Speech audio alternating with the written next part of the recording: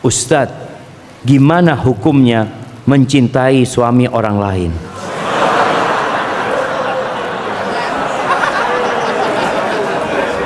Jamaah, tunggu dulu antum, belum selesai pertanyaannya nih jamaah. Ustadz mau tanya, suami saya selingkuh dan ingin menikahi selingkuhannya, katanya mau berpoligami. Saya harus bagaimana? Apakah ini jalan terjal saya menuju surga?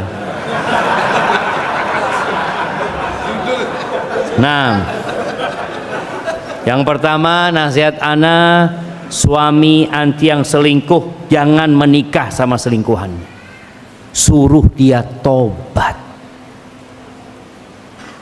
Jangan dipikir dengan menikahi selingkuhannya selesai dosa dia. Sebagian orang berpikir seperti itu, daripada saya berzina terus Pak Ustadz, saya ahsan nikahin. Daripada berzina terus, tobat, jangan berzina. Kok berpikir engkau menikahin dan engkau tidak bertobat kepada Allah Azza wa Jal? Tapi memang kata Allah Azza wa Jal, az-zaniyatu la yankihuha illa zanin. Wanita pezina itu nggak pantas menikahinya kecuali pezina pula. Tadi selingkuh dengan selingkuhan, ya sudah sama-sama pezina engkau menikah. Kalau orang baik dia akan bertobat jemaah. Dia akan berpikir ini perempuan baik-baik atau tidak. Bakal jadi ibu anak-anak anak. Maka kalau bicara dia ingin menikahinya, suruh dia bertobat kepada Allah Azza wa Jalla. Ketika dia sudah bertobat dan dia ingin menikah, ingin poligami, suruh cari istri yang soleha. Seperti itu jemaah. Lu enggak usah, dia ini ingin bertanggung jawab.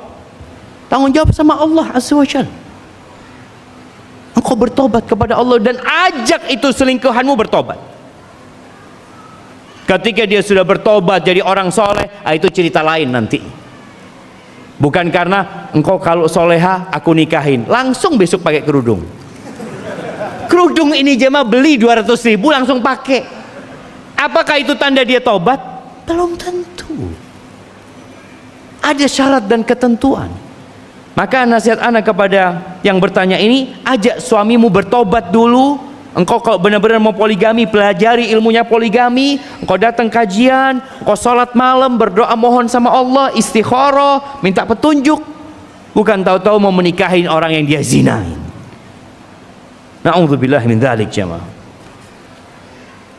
Oh, terus gimana kalau suaminya tetap mau menikahin? Kalau dia nggak bertobat, engkau gugat cerai. Karena apakah engkau mau hidup dengan pezina yang tidak bertobat? Kalau dia bertobat, silakan kau lanjutkan rumah tangga.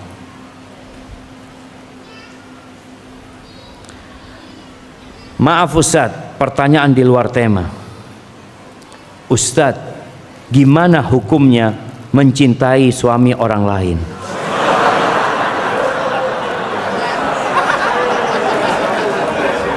Jamaah, tunggu dulu antum, belum selesai pertanyaannya nih jamaah.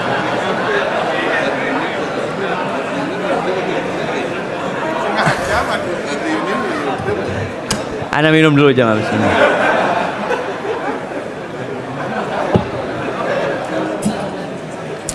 Nah, Ustadz, gimana hukumnya mencintai suami orang lain tanpa berniat merebutnya dari istrinya?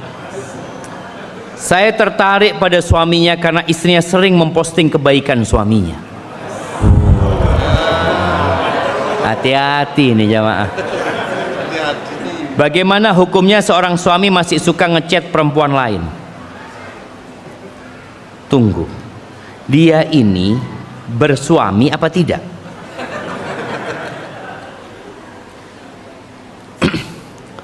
Cinta itu ada karena Allah, tapi ada cinta karena nafsu. Cinta karena Allah, kita mencintai semua orang baik. Antum umpamanya datang ke masjid, antum lihat di pojok ada orang sholat, ya sujudnya panjang, kemudian dia berdiri panjang, antum nggak kenal sama orang itu. Lalu dalam hati antum muncul cinta kepada orang ini, ya Allah, mudah-mudahan orang ini dijaga sama Allah ya. Itu cinta karena Allah, nggak perlu kenal sama orang itu, tapi tahu dengan kebaikan orang itu. Ketika anti tahu ada laki-laki baik sama suaminya ini, Allah, anti cinta karena Allah Azza wa Jalla, selesai. Karena kebaikan-kebaikan dia. Dan semoga rumah tangganya dijaga, anti doakan. Tapi bolehkah sekarang seorang wanita, dia umpamanya seorang janda atau gadis, melihat ada laki-laki baik, kemudian dia ingin menjadi istri dari laki-laki tersebut, boleh apa enggak jemaah? Boleh apa enggak? Masya Allah, kok semangat antum jemaah? Boleh, boleh, cuma dengan cara yang syar'i. Bagaimana Umar bin Khattab ketika Hafsah putrinya jadi janda. Kalau nggak salah suaminya Hafsah itu meninggal ketika perang Uhud, jemaah. Janda. Akhirnya Umar datang kepada Abu Bakar. Abu Bakar sudah punya istri, Abu Bakar sudah punya anak. Datanglah Umar menawarkan, ya Abu Bakar, ala uzawwijuka Hafsah, mau engkau aku nikahkan dengan putriku Hafsah. Ini penawaran orang kepada orang baik. Tapi kalau sekarang antum lakukan itu, apa kata orang? Merusak rumah tangga orang. Emangnya nggak ada laki lain kecuali suami ana? Suamimu itu, Masya Allah, suamimu itu punya kuota berapa? 4. Engkau jangan rakus mengambil semuanya. Sekarang yang rakus ini perempuan. Jangan panjang-panjang, sudah jemaah.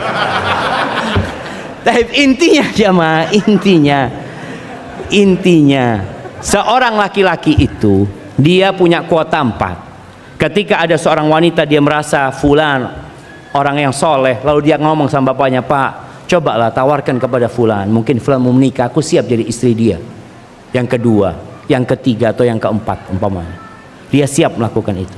Itu tidak dikatakan merusak rumah tangga orang lain. Tapi sekarang media jemaah berusaha untuk menjadikan perbuatan ini perbuatan nista, perbuatan buruk. Sedangkan yang buruk sekarang dirubah untuk menjadi sesuatu yang baik. Sering ana sampaikan. Nih ana mau tanya sama antum. Iya. Antum tahu yang namanya WTS? Tahu? Nggak tahu kan? Lihat, umur berapa antum? 29. Generasi umur 29 banyak nggak tahu dengan namanya WTS. Tahu dengan yang namanya PSK? Tahu? Antum bisa lihat. Sekarang orang banyak tahu PSK, WTS nggak tahu lagi jemaah. Dihilangkan istilah itu. Padahal istilah itu istilah yang benar. Wanita tuna susila. Jadi wanita pelacur dulu namanya wanita tuna susila. Waalaikumsalam warahmatullahi wabarakatuh. Wanita tuna susila, dia ketika tahu dia wanita tuna susila, dia akan berpikir untuk bertobat. Aku ini nggak benar gitu. Tapi tatkala dirubah jadi PSK, ibu apa kerjaannya? PSK. Apa artinya PSK? Pekerja seks komersil. Kerja saya Pak Ustadz, punya anak 2, sekolah anaknya, pekerja. Kapan dia akan bertobat jamaah? Kapan dia akan bertobat? Ketika dia merasa itu legal buat dia. Anak bekerja, anak memberikan nafkah. Yang benar sekarang namanya salah, yang salah namanya jadi benar. Maka tadi seorang laki-laki kadangkala menikah dikatakan selingkuh. Loh, kalau dia menikah benar-benar dia nggak selingkuh. Ketika dia ke tempat pelacur itu selingkuh. Tapi sekarang jamaah, yang ke pelacur itu bukan dikatakan selingkuh, tapi yang punya teman perempuan yang selalu dia berzina dengan dia dikatakan selingkuh. Kalau sesekali ke tempat pelacur disebut selingkuh, berzina. Maka banyak hal yang perlu diperbaiki. Tapi intinya ya tadi sudah intinya jemaah. Apa? Nggak apa-apa kita mencintai orang lain karena Allah Azza wa Jalla, bukan karena nafsu dan syahwat. Apalagi kalau seorang perempuan ini sudah punya suami, hati-hati. Engkau tundukkan pandanganmu, engkau lihat suamimu, dan engkau bagaimana memperbaiki suamimu. Kalau suami yang masih suka ngechat perempuan lain, ya ini suami yang perlu dikasih nasihat. Fitnah terbesar laki-laki itu siapa? Wanita, jemaah. Makanya kita disuruh menundukkan pandangan. Kalau melihat wanita yang menggairahkan, apa kata Nabi SAW? Falyarji ila ahli, cepat pulang ke rumahnya. Maka antum kalau melihat ada perempuan langsung, Ustaz, ana mau kajian Ustaz. Melihat perempuan umpamanya seperti itu. Lanjut kajian apa pulang? Pulang jemaah. Pulang, bismillah. Tapi hati-hati jangan sampai nabrak antum pulang. Habis pulang kajian lagi, datang lagi kajian jemaah. Insyaallah udah tenang jemaah. Bismillah, izin bertanya Ustaz. Saya disuruh pulang kampung oleh ibu. Sedangkan di kampung tidak ada yang menerapkan sunnah sama sekali. Bahkan saat saya bilang tidak mau bersalaman dengan lawan jenis dimarahin sama orang tua. Apakah saya lebih baik tetap di rantauan atau mengikuti ibu untuk pulang kampung dengan resiko dimarahin setiap hari? Ibu antum sayang sama antum.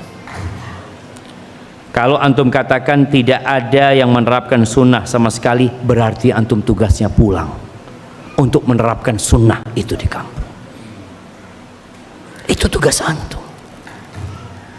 Nabi SAW mengatakan balighu anni walau ayat.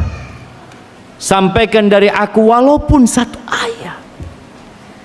Ini sebuah kesempatan. Kalau nggak ada yang ngamalkan sunnah, antum sampaikan kepada ibu, siap bu, kasih waktu ana 1 bulan ibu, kasih waktu ana 2 bulan, ana mau belajar, benerin antum belajar, pulang, sampaikan agama Allah kepada mereka. Antum dimarahin sama ibu, sabar. Dikatakan orang itu kadang-kadang nggak mau salaman sama yang bukan mahramnya. Apa kata mereka? Sombong. Sombong kau, iya. Bukan, aku menghormatin dia ibu. Nabi SAW itu orang yang paling bersih hatinya. Beliau nggak pernah salaman sama sahabat-sahabat perempuan. Nggak ada tuh istrinya Umar, istrinya Abu Bakar, istrinya sahabat-sahabat datang mau salaman sama Nabi Muhammad SAW. Nggak ada jemaah. Antum baca sejarah supaya kita tahu memang seperti itu syariatnya. Kadang-kala ketika kita menyampaikan ini, oh hatinya Ustadz aja yang kotor. Kalau bersih nggak ada masalah. Ana salaman sama perempuan bersih hati ana Ustadz. Allahu Akbar jemaah. Maka hati-hati. Tetap ana rasa antum pulang, tapi persiapkan ilmu. Nggak harus lama antum belajar jemaah. Para sahabat Nabi SAW itu ada yang belajar kepada Nabi SAW 18 hari, pulang terus. Ada yang 3 hari, pulang. Ada yang sekali bertemu dengan Nabi SAW dikasih ilmu, pulang menyampaikannya. Yang penting ikhlas, dijaga sama Allah insyaallah, tapi tetap harus belajar. Bagaimana cara lepas dari pekerjaan yang banyak menimbulkan maksiat? Dari sisi gaji, dari segi gaji dan lingkungan, saya berniat lepas dari musik, tapi di sini saya mencari nafkah. Saya tahu ini haram, tapi kenapa selalu maju mundur? Mohon pencerahannya agar saya lepas dari dunia malam. Antum jangan lepas dari dunia malam, tapi gantikan dunia malam antum dengan apa? Ya sholat malam, tahajud. Ketika antum bingung mau melepaskan pekerjaan ini, ingat, waman yattaqillaha yaj'al lahu makhrajan. Barang siapa yang bertakwa kepada Allah, pasti Allah kasih solusi. Percaya enggak antum sekarang? Rizki, ya Allah jamaah. Antum lihat burung-burung, siapa yang kasih rizki? Pernahkah ada pemerintah Indonesia sedang memberi makan burung-burung di Indonesia? Ada? Enggak ada. Pernah ngelihat ikan di Laut Bali ini, siapa yang kasih makan? Mungkin ada acara di mana Bali ini setiap bulan ngasih makan ikan di lautan. Enggak ada. Siapa yang kasih rezeki? Antum lihat semut-semut, serangga-serangga, siapa yang kasih makan? Mereka nggak sekolah, mereka nggak pernah belajar, Allah kasih makan. Antum bisa belajar, antum bisa berbicara, antum bisa berdoa, antum bisa berupaya. Tapi kadangkala kita nggak yakin sama Allah Azza wa Jalla. Allah kasih rezeki dari arah yang tidak disangka-sangka. Wa man yatawakkal 'ala Allah fahuwa hasbuh. Barang siapa bertawakal kepada Allah, Allah cukupin, dicukupin sama Allah. Maka nasihat ana, antum tinggalkan. Terus ana mau kerja apa? Minta sama Allah. Salat malam. Antum biasa dunia malam dari jam berapa ke jam berapa, gantikan waktu itu antum beribadah kepada Allah SWT. Ada satu orang jemaah, ini cerita semoga memotivasi kita untuk kembali kepada Allah. Ada satu orang di Saudi sana, mungkin di Arab sana, dia ini di PHK aja, nggak punya pekerjaan. Akhirnya dia ngelobi sana, ngelobi sini, macem-macem, dia nggak ada yang terima dia. Suatu hari ketemu sama Syekh, seorang ustadz, dilihat wajahnya murung ya. Kok kenapa? Ana Syekh, ini belum dapat pekerjaan Syekh, kata dia. Ana sudah ngelamar di sini, ana juga sudah ngomong sama fulan, ana punya link ini, punya ini, macam-macam usaha dia. Lalu Syekh itu mengatakan, coba engkau ketuk pintu Allah Azza wa Jalla. Engkau minta sama Allah di sepertiga malam akhir, engkau doa minta sama. Setelah 3 hari ketemu lagi sama Syekh, wajahnya sudah berubah. Engkau loh, ada apa nih kok kayaknya wajahmu berbahagia? Iya Syekh, setelah engkau kasih nasihat aku benar-benar malam itu bermunajat kepada Allah Azza wa Jalla, terus minta. Setelah itu suatu hari atau setelah 3 hari, aku naik mobil Syekh. Biasa mau cari kerjaan lah, nyari ngelamar di sana. Di dekat rumah itu ada sebuah kantor. Kok hatiku terbetik, oh, coba anak ke kantor ini. Cuma yang jadi masalah dia nggak punya kenalan. Kita kan selalu berpikir jemaah, kalau nggak punya kenalan ya sulit lah. Kalau punya orang dalam insya Allah mudah. Ini anak nggak kenal, nggak punya orang dalam, tapi hati anak saya kena, coba lah. Akhirnya anak berangkat ke sana, sampai ke resepsionis, ke informasi di sana. Anak tanya, ada lowongan kerja nggak di sini? Kata dia, ada. Kata dia, ada 2, kata dia, pekerjaan. Coba naik ke atas, kata dia. Akhirnya dia naik ke atas ya, nemuin bosnya, ngobrol sama bosnya, ditanya sama bosnya, engkau mau kerja? Iya, ada 2 lowongan, engkau mau yang mana? Dikasih tawaran, langsung kerja aja. Sesuatu yang tidak pernah terbetik Allah kasih, itu yang namanya wa yarzuqhu min haitsu la yahtasib. Allah kasih rezeki dari arah yang tidak disangka-sangka. Kita ini selalu bersandar kepada gaji, bersandar kepada tabungan, bersandar kepada aset yang kita miliki, bersandar kepada fulan. Allah tempat bersandar kita, dan Allah akan cukupin antum. Ustadz, saya mau tanya, suami saya menikah lagi, tapi dari segi ilmu kurang, dan dari segi materi juga pas-pasan. Saya sebagai istri minta cerai, apakah saya berdosa? Dan kalau saya bertahan, suami juga tidak bisa menafkahin. Sedangkan untuk biaya sekolah 1 putra saja suami saya masih keteteran. Mohon solusinya Ustaz. Suaminya hadir enggak ini sini jamaah? Jamaah rahimakumullah, menikah satu itu untuk yang mampu. Yang nggak mampu sama Nabi suruh puasa. Ini gimana nikah 2 ini? Nggak mampu nikah 2. Maka hendaklah semua bertakwa kepada Allah Azza wa Jalla. Ustaz, tapi anak ini takut terfitnah Ustaz. Ya puasa. Nggak mampu puasa Ustaz. Nikah nggak mampu, puasa nggak mampu.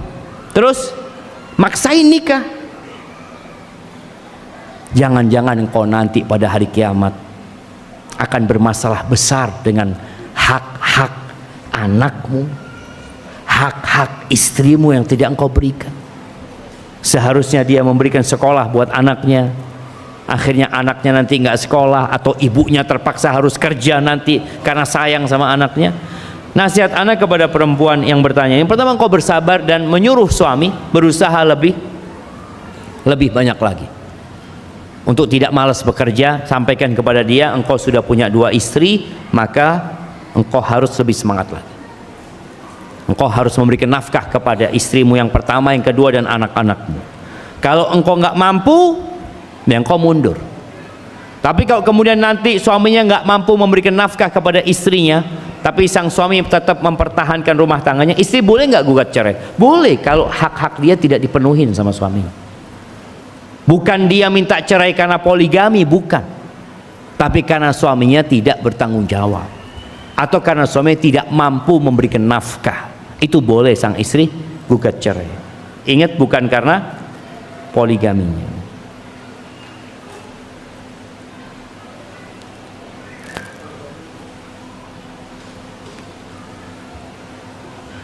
Nah, Ustadz, saya seorang janda, saya haji sendiri tanpa mahram karena suami saya sudah wafat dan saya tidak mampu untuk secara finansial mengajak kakak saya untuk haji bersama saya. Ya, kalau bicara haji ini kan bicara haji tanpa mahram, ya, bukan bicara haji tanpa mahram, bicara tentang hukum safar wanita tanpa mahram. Jadi jangan bicara saya Ustadz mau haji tanpa mahram, nggak ada mau haji tanpa mahram, tapi gimana Ustadz? Boleh apa enggak? Padahal dia berangkat kemana-mana tanpa mahram gitu loh.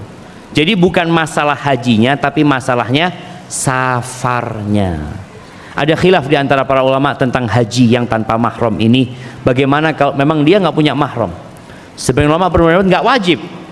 Ketika nggak ada mahramnya dia nggak wajib. Tapi sebagian ulama lain, di antara mungkin mazhab Syafi'i, ketika dia mampu berangkat, nggak ada mahram, tapi ada jaminan keamanan buat dia berangkat haji. Seperti itu. Tapi lebih baik tadi kalau mau ditunda sampai ada mahramnya, itu akan lebih baik insya Allah. Ustadz, bukan Ustadz ini, Tads. Ana sudah setahun ini diuji dengan penyakit hingga membuat ana sulit dalam beribadah tambahan selain ibadah yang diwajibkan. Mohon pencerahannya, Tats. Bagaimana ana harus bertindak yang terkadang ana takut terjadi sesuatu pada diri ana ketika ana paksakan. Iya, di antara yang kita tunggu, kata Nabi SAW ketika beliau mengatakan badiru bil a'mali sab'an, kalian segera beramal sebelum datang 7 perkara. Salah satunya au maradon mufsidan, penyakit yang merusak. Orang yang sehat sekarang ini masih lagi nunggu penyakit loh jemaah. Antum yang sehat ini sedang nunggu apa? Nunggu penyakit. Makanya kenapa harus kontrol, kenapa jaga makan, kenapa olahraga, kenapa gaya hidupnya? Karena kita memang sedang menunggu yang namanya penyakit, yang dia datang nggak diundang. Ketika penyakit datang, namanya maradan mufsidan, penyakit yang merusak tubuhmu, merusak aktivitasmu. Makanya orang yang sakit, kalau dia ahli ibadah, tetap ditulis ibadahnya dia. Yuktabu lil musafiri wal marid maka na ya'malu sahihan muqiman, atau kama qala Nabi SAW, akan ditulis buat orang yang sakit itu atau yang musafir amalan dia ketika dia sehat dan tidak musafir. Umpamanya dia itu rajin puasa Senin Kemis, sakit nggak bisa puasa Senin Kemis, tetap catatannya malaikat puasa Senin Kemis. Sebelum sakit dia selalu sholat di masjid shaf pertama. Sakit nggak bisa ke masjid, ditulis dia tetap sholat di masjid pahalanya. Biasa sholat berdiri, kena penyakit duduk sholatnya, ditulis sholatnya berdiri. Maka buat yang bertanya, antum harus ikhlas menerima penyakit ini, dan ini baru setahun baru. Nabi Ayub aja disebutkan sakitnya itu sampai 18 tahun, ada riwayat sampai 7 tahun baru. Maka terima, dan semoga penyakit itu menghapuskan dosa dan mengangkat derajat.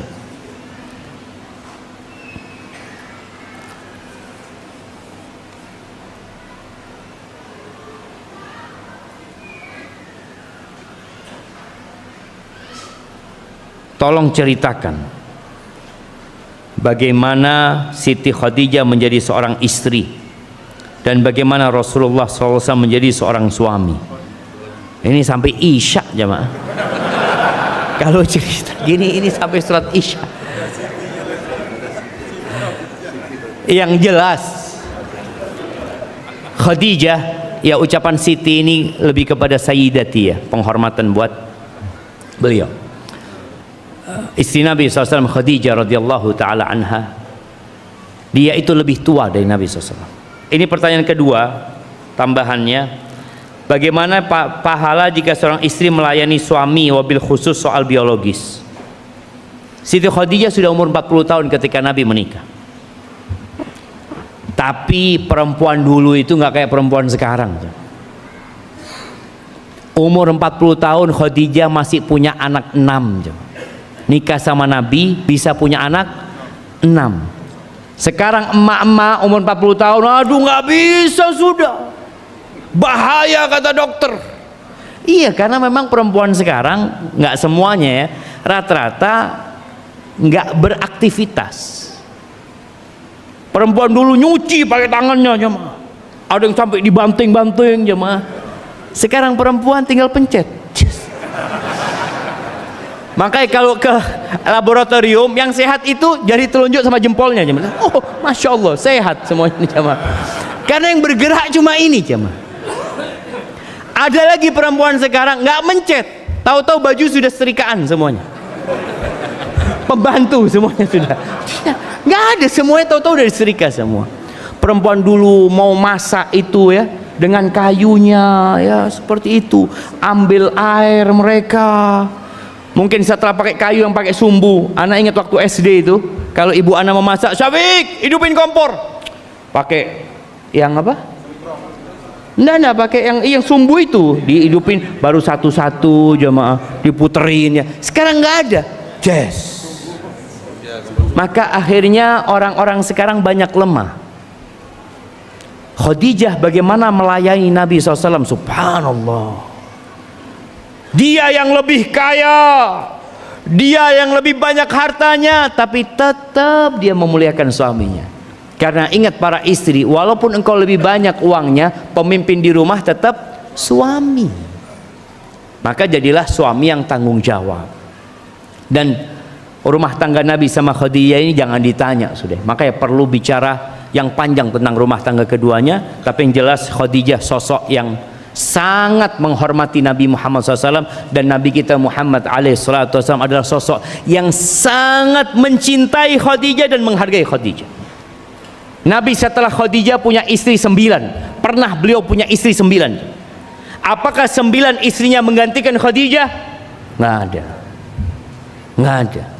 Sampai Aisyah itu pernah dia mengucapkan sesuatu tentang Khadijah yang menyakiti hati Nabi SAW. Lagi karena seringnya Nabi menyebutkan Khadijah, Aisyah sampai cemburu.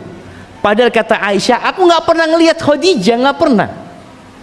Tapi kok sudah nyebut kebaikan Khadijah, cemburu Aisyah. Lalu Aisyah pernah mengatakan, ya Rasulullah, ada apa engkau dengan Ajuz, dengan perempuan tua dari Quraisy itu, Hamra Asyidqain, yang sudah mulutnya sudah merah ya, biasa sudah tua renta, sudah mulutnya sudah merah, dan Allah sudah memberikan ganti kepadamu yang lebih baik. Maksudnya Aisyah. Apa kata Nabi SAW? La wallahi, enggak, Allah enggak menggantikan kepada aku yang lebih baik dari Khadijah. Lalu Nabi sebutkan kebaikan Khadijah kepada Aisyah. Itu Aisyah mengatakan, marahnya Nabi itu hampir 1 bulan. Besok lagi tanya, Aisyah apa katamu tentang Khadijah? Diam Aisyah sudah, supaya tahu pengorbanan Khadijah membela agama ini. Ketika Nabi didustakan oleh kaumnya, siapa yang mempercayai Nabi SAW? Khadijah. Ketika orang-orang berusaha untuk membahayakan kehidupan Nabi, siapa yang melindungi Nabi SAW dengan harta dan tubuhnya? Khadijah radhiyallahu ta'ala anha. Kalau pahala istri melayani suaminya, Masya Allah, Akbar. Kita lihat ya, apabila seorang istri diajak sama suaminya, lalu dia menolak, kemudian suaminya marah, apa yang terjadi? Malaikat akan melaknat sampai subuh. Berarti kalau dia melayani, akan ada doa buat dia, ada berkah buat dia. Bahkan kata Nabi SAW, wa fi bud'i ahadikum sadaqah, dan kalian mendatangi istri kalian itu dapat pahala sedekah. Maka yang nggak punya duit, sedekah di rumah. Nah, jadi istri pun ngelihat, ya bismillah, sedekah. Selain dia menjaga kehormatan suaminya, membahagiakan suaminya, dia akan mendapatkan pahala di sisi Allah Azza wa Jalla.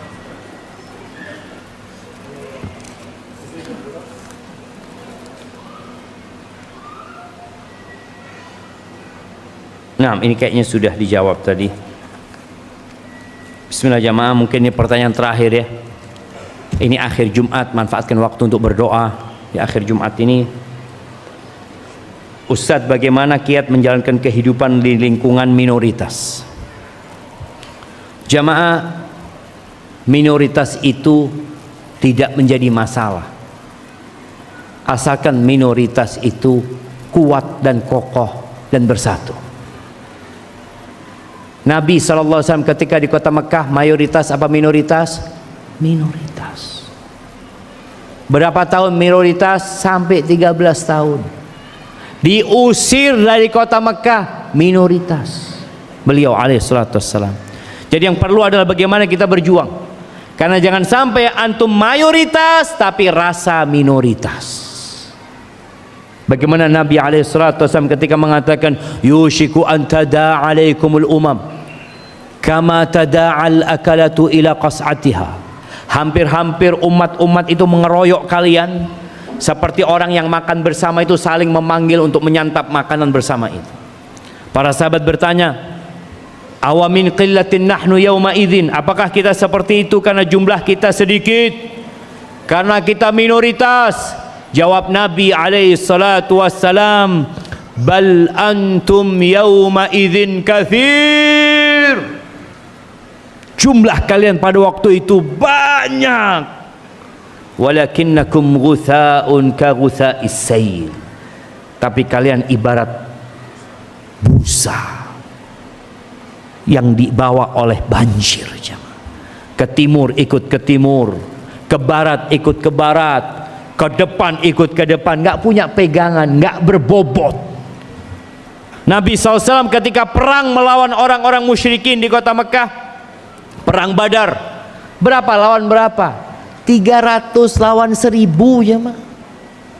300 lawan 1000. Allah katakan, kam min fi'atin qalilatin ghalabat fi'atan katsiratan biiznillah. Berapa banyak kelompok yang minoritas, yang kecil, yang sedikit mengalahkan kelompok yang banyak. Imannya dijaga. Terus tunjukkan keindahan-keindahan Islam. Islam ini datang sebagai rahmatan lil alamin, kasih sayang. Islam tidak datang dengan teror, tidak datang dengan merusak lah. Ketika Nabi sampai kota Madinah, Nabi alaihissalam bertetanggaan sama orang Yahudi, hidup bersama orang-orang musyrikin. Maka belajar tentang bagaimana kita menjaga keimanan kita, tunjukkan keindahan Islam kepada mereka. Jadilah antum di sini lentera-lentera yang menerangi saudara-saudara kita, agar mereka bisa kembali kepada Allah Azza wa Jalla. Terkadang ana tidak setuju ungkapan terkait imbangi dengan ilmu dunia. Bagaimana menanggapi hal tersebut? Jamaah kita ini hidup di dunia. Hidup di mana? Dan hidup di dunia ini perlu ongkos, perlu biaya. Makanya perlu belajar.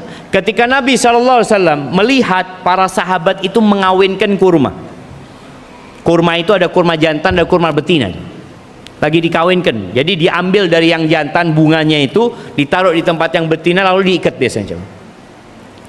Nabi melihat mereka sibuk, Nabi mengatakan, kalau kalian biarkan jadi nanti buah itu. Ya sudah, dibiarkan sama sahabat. Akhirnya ternyata rusak, hasil panennya rusak. Mereka datang mengadu kepada Nabi SAW.